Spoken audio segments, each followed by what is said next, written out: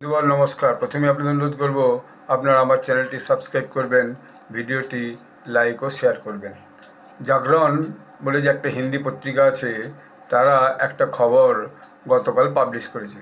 সেই খবরটাতে বলা হচ্ছে যে আমেরিকায় যারা এখন আছেন, কাজ করছেন, শরণার্থী, হাজারো শরণার্থী আছে যারা, তারা যখন ওখানে পার্মানেন্ট রেসিডেন্ট হিসেবে গ্রিন কার্ডের জন্য দরখাস্ত করা হবে, তখন সেই দরখাস্ত করার পর তাদেরকে নাকি সরকার তাদের যে দপ্তর আছে সেই দপ্তরে হিরাসত নেবে, অর্থাৎ তাদেরকে জেলের মতো জায়গায় বন্দি করবে, বন্দি করে তাদের যাচ হবে, তারপর তাদেরকে হয়তো গ্রিন কার্ড দেওয়া হবে কি হবে না সেটা তারা ঠিক করবে।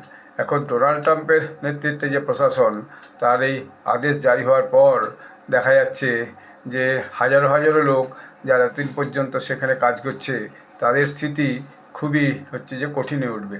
কারণ গ্রিন কার্ডের জন্য দরখাস্ত করার পর তাদেরকে যদি আমেরিকা যে ঢোকার থেকে বন্ধ করা হয় বা আমেরিকা থেকে ফেরত পাঠানো হয়, বা তাদেরকে যদি আবার যে সরকারি যে হিরাসত, অর্থাৎ সরকারি জেলের মধ্যে বা কোনো একটা জায়গার মধ্যে বন্দি করে রেখে তারপর তাদের যাবতীয় যাচ করা হয় এবং তারপরে যদি তাতে শর্ত মানে তবেই তাকে ঢুকতে দেওয়া হবে বা গ্রিন কার্ড দেওয়া হবে, এরকম পরিস্থিতি হলে তো ভারত থেকেও যে প্রচুর লোকজন আমেরিকাতে গেছে তারাও খুবই সংকটে পড়বে। এখন এই ব্যবস্থাটা নিয়ে যে নোটিশ হয়েছে, তার বিরুদ্ধে অবশ্য কোর্টে একটা বিরোধও হয়েছে। এই রাজনৈতিক স্তরেও এর বিরোধ যে জানানো হয়েছে।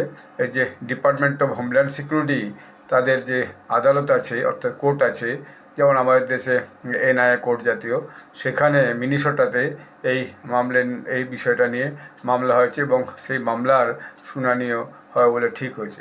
এখন স্থায়ী বাসিন্দার জন্য যে আবেদন করতে গেলে সেই শরণার্থীকে যদি নিরীক্ষণের জন্য, অর্থাৎ তাদের পরীক্ষা নিরীক্ষা করার জন্য বা তাদের ফেসিয়াল রেকগনিশন বলুন বা ফিঙ্গার রেকগনিশন বলুন, অন্যান্য বা কাগজপত্র বলে ধরুন, সেইগুলোকে যাচ করার জন্য তাদেরকে যদি বন্দি অবস্থায় রেখে যাচ করা হয়, তাহলে তো এটা মানুষজনের কাছে একটা খুবই দুঃখের এবং যে কঠিন ব্যাপার হবে।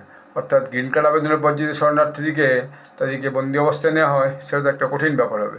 এ তো প্রায় 2 লাখ শরণার্থী এই নিয়মের মধ্যে পড়ে যায় বলে বলা হচ্ছে এবং মিনেসোটা আদালতে এই শুনানিটা চলছে। এখন মিনেসোটা আদালত যদি এটা ওকে করে দেয় তাহলে সেটাই চলবে, আর যদি আদালত এটাকে নাকচ করে দেয় তাহলে হয়তো এরকম একটা কঠিন অবস্থার মুখোমুখি যারা গ্রিন কার্ডের জন্য দরখাস্ত করছে তাদেরকে হতে হবে না। কিন্তু এর হতে হলে তাদের কাছে এটা একটা খুব কঠিন পরিস্থিতি তৈরি হবে। ধন্যবাদ।